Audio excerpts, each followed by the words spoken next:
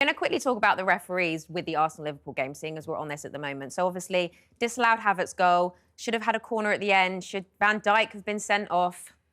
Well, what are your thoughts on this? The corner one, you get that. I've not got no issue with that because I understand VAR can't intervene with that, and that's one of those things where the linesman should just be doing his job. The disallowed one, I couldn't get my head around. I've watched it so many times. I'm trying to find something as to the reason why he blew it for a foul in the first place. I mean, was it off the arm? Because there was certainly not a foul in there. No, I think he thought there was a foul. I think he thought that he fouled Szoboszlai, but I didn't see it myself. No. I think it's one of those.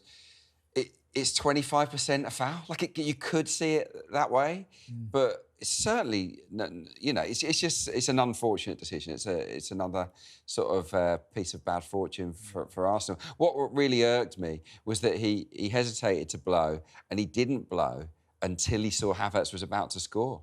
And I don't understand why he did that. And that is a bad look. Yeah. And that's only going to, fuel, fan the flames, really, in terms of the injustice that Arsenal fans feel. I can accept it, because it might have been a free kick, but I think we were very unlucky. Yeah, by blowing early, VAR can't get involved. So just let it go, and then they can have a close look at it. But he didn't want that. He obviously wanted to stop that process by taking control of the moment. And I thought he lacked courage in the game. The corner at the end, he just didn't want to give a corner. And you knew as soon as the goal kick was taken, he was going to blow up. He didn't want the controversy.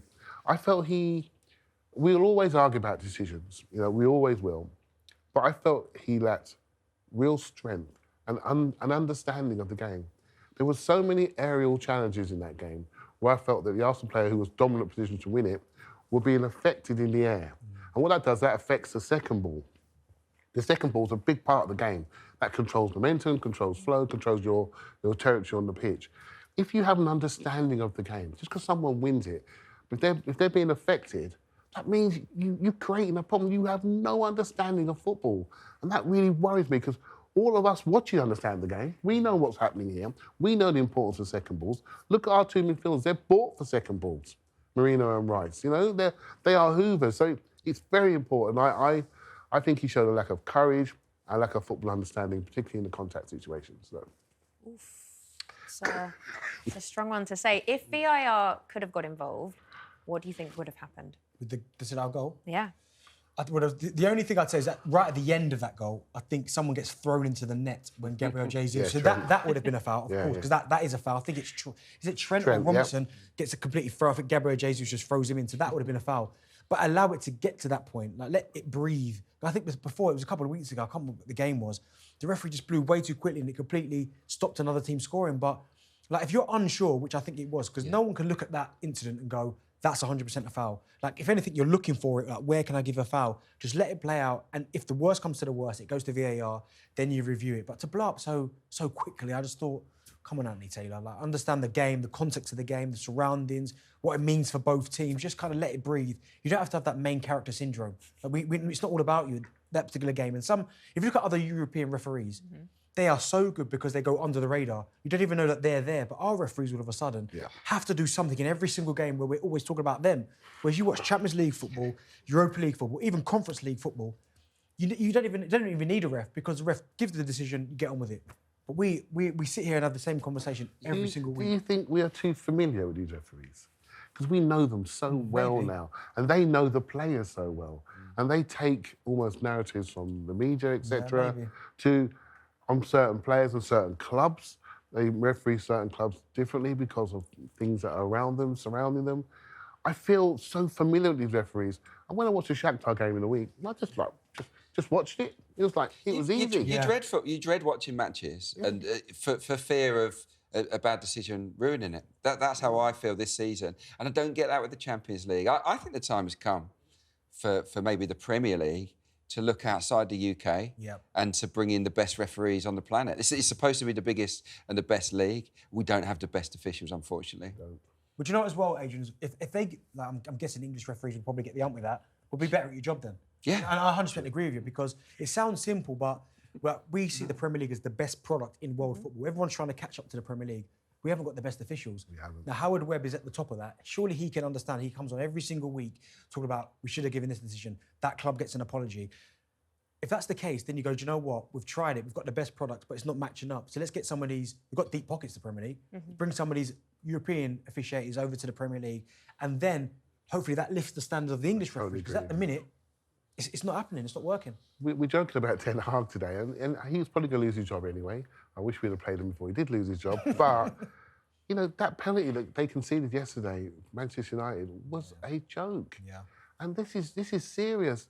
That ruins the afternoons for tens of millions of people. That changed the course of that game completely. And Man United have missed chances. Yes, they should have took those chances. But they weren't losing that game until that moment happened. And he's lost his job this morning. I'm not saying it's down to that because he's done plenty, but that's how important these moments are. And the best referee, Michael Oliver, air quotes, was on VAR for that game. And so, where do we go? Where do we go?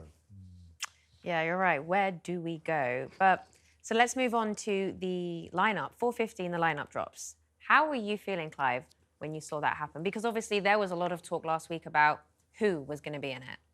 Yeah, well, I'm on this thing called Twitter, right? I'm on Twitter.